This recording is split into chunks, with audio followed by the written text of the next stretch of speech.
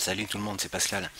Ce soir, je vais essayer de faire une petite vidéo. Je vous dis essayer parce que, comme j'ai précisé là dans le post, je suis pas sur ma station de trading. Le soir, je suis sur un portable et quand j'ai voulu faire la vidéo là, ça a ramé un max et ça a pas mal déconné.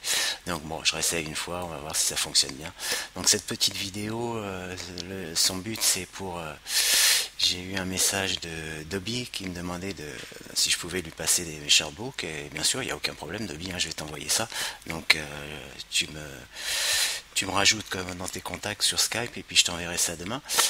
Sinon je voulais te montrer la manip pour faire des chatbots pour pas que ça te prenne trop de temps, pour éviter à chaque fois de remettre tous tes indicateurs, tout ça, voilà, donc pour gagner un petit peu du temps quand tu fais un chartbook.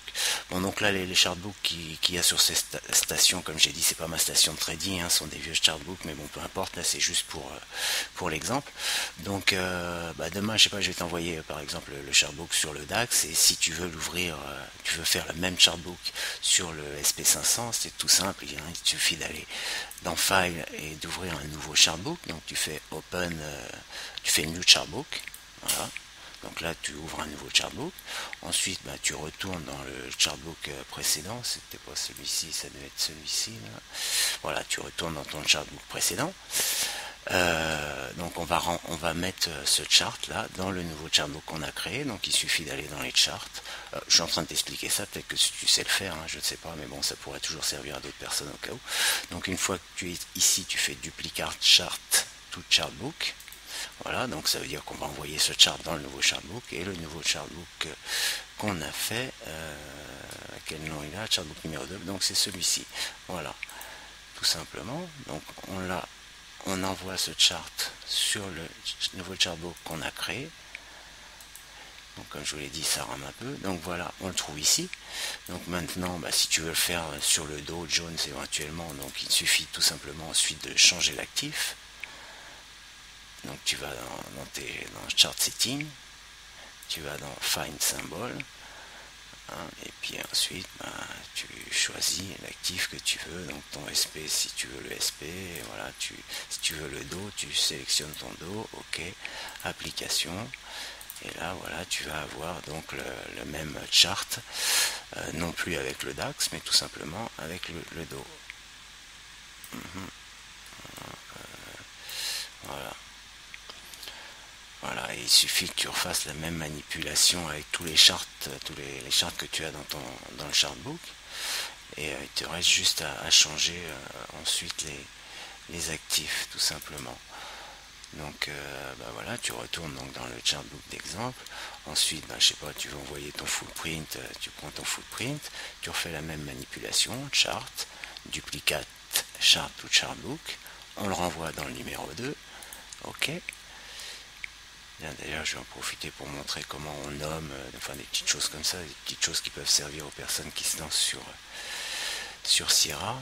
Donc là, tu retournes dans les chart settings pour changer ton symbole, bon, et puis ensuite tu vas là dans un CFD, si c'est un CFD Forex ou Forex, et puis là, bon, par exemple, tu veux le SP, tu mets le SP et tu appliques.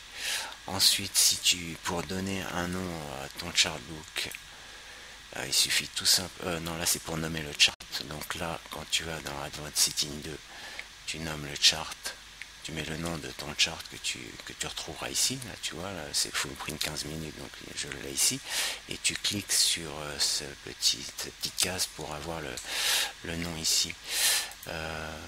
Sinon, oui, moi pour donner un nom à mon chartbook, je vais dans File, changer de nom, je vais dans File, et je mets Save As,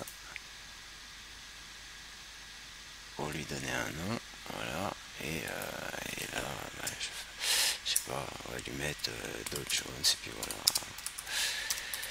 voilà, tu l'enregistres, et voilà, et là, tu as nommé ton chartbook comme tu le veux. Sinon, je voulais te montrer aussi, si tu ne connais pas, encore une fois, je sais pas, tu connais peut-être tout ça, les analyses, là, ce qui est assez sympa et assez pratique, c'est, voilà, donc tu as un chartbook, voilà, que tu aimes bien, tu as une configuration avec tous les comment on appelle ça,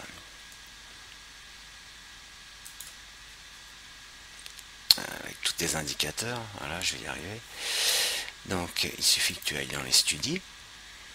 Là, dans les studies, tu donnes un nom à ta configuration avec tous tes indicateurs, là, dans cette configuration-là. Donc, tu l'appelles, je sais pas, moi, on va l'appeler zone de valeur. Voilà. Zone de valeur, il y a peut-être un E, non, j'en sais rien. Je suis super doué en orthographe, zone de valeur. Là, tu coches ici, tu mets Save All. Voilà, tu mets oui. Ensuite, tu peux fermer ça. Ok. Ouais,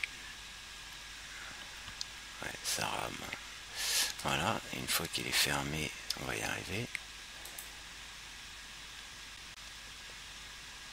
Oh, il va me sauter la gueule le truc. Voilà, une fois que tu l'as fermé, et ben tu vas dans les analyses et là tu retrouves ton montage en fait. Enfin, ce que ton chart là, putain, moi aussi je rame.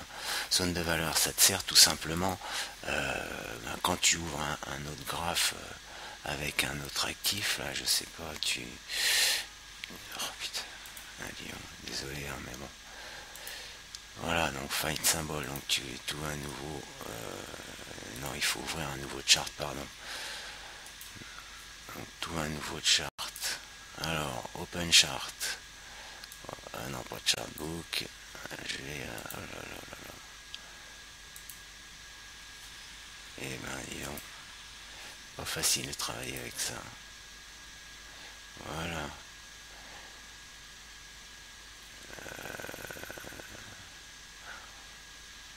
Bah mince, là que je cale moi aussi.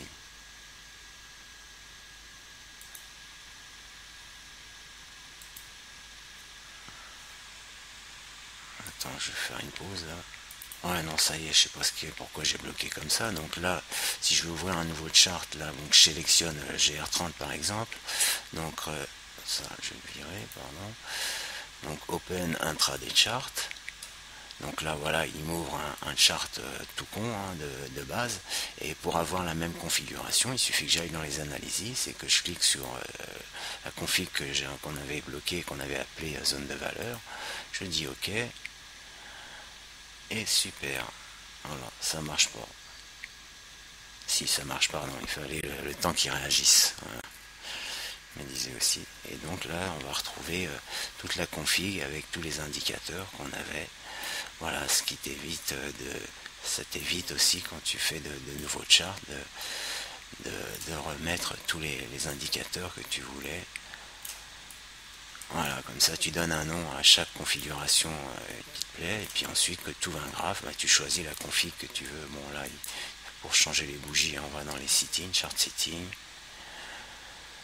et on le passe en bougie japonaise, voilà, clandestique, voilà, enfin tu choisis ce que tu veux ici, hein, ça, c'est pas compliqué. Bon voilà, je vais arrêter là la petite vidéo là parce que là c'est vraiment galère, ça doit être chiant pour vous parce que ça rame tellement que ça prend du temps pour des choses qui devraient mettre 2 minutes. Voilà, on est passé en bougie. Bon, enfin bref, si ça intéresse quelques personnes, je pourrais faire des petites vidéos comme ça et montrer 2-3 petites bricoles. Voilà. Allez, je vous souhaite une bonne fin de soirée à tous et à bientôt. Bye.